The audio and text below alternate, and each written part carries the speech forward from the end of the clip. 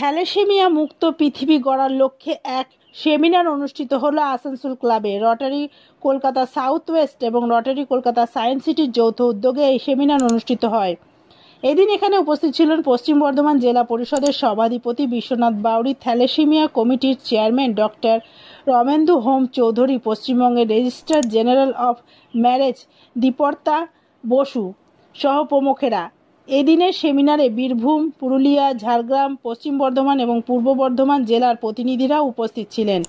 এদিন এই সেমিনারে থ্যালাসেমিয়া মুক্ত সমাজ গড়তে কী করা উচিত সেই বিষয়ে সকলকেই অবগত করা হয়েছে।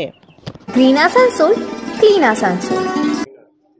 আমরা আজকে পশ্চিমবঙ্গের যত রেজিস্ট্রার অফ ম্যারেজ আছে তাদের সবাইকে, গোটা পশ্চিমবঙ্গের বিভিন্ন অঞ্চলের লোকজনকে নিয়ে 4টে ভাগে ভাগ করে আমরা তাদেরকে বোঝানোর চেষ্টা করছি যে তারা যদি একটু ছোট্ট অনুপ্রেরণা সমস্ত মানুষদের মধ্যে পৌঁছে দেয় যে বিয়ের আগে তোমরা অতি অবশ্যই থ্যালাসেমিয়া মেজর, যে এই যে একটা রোগ যার নামটা হচ্ছে থ্যালাসেমিয়া, এটা অত্যন্ত অপরিচিত নাম, এটা খুব মুখে মুখে প্রচারিত নয়।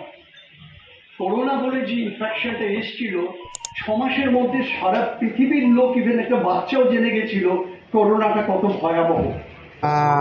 দীর্ঘদিনের পরিকল্পনা রোটারিয়ানদের সঙ্গে মিলে এই সিদ্ধান্তটা আমরা নিয়েছি যে অ্যাডভোকেট সরঙ্গী একটা সুন্দর প্ল্যান করেছিলেন যে থ্যালাসেমিয়া ইরাডিকেশনের জন্য। থ্যালাসেমিয়া মূলত একটা জেনেটিক ডিসঅর্ডার, শুরু হয় মানুষের জন্মের সময় থেকে। মানুষের জন্মের সময় অর্থাৎ মা এবং বাবা তাদেরকে যে জিন, তাদের সমাজে অনেক অবদান আছে যারা বিভিন্ন সময়ে তাদের নিজস্ব পরিবার, তাদের মা বাবা, এখানে যারা আজকে উপস্থিত আছেন তারা আপনাদের কাছে বলবেন, তারা আপনাদের কাছে দেখাবেন, তারা আপনাদের পরিষ্কারভাবে তুলে ধরবেন যে কিভাবে আপনারা যদি আজকে এগিয়ে আসেন তাহলে আজকে থ্যালাসেমিয়া নামক এরকম একটা ভয়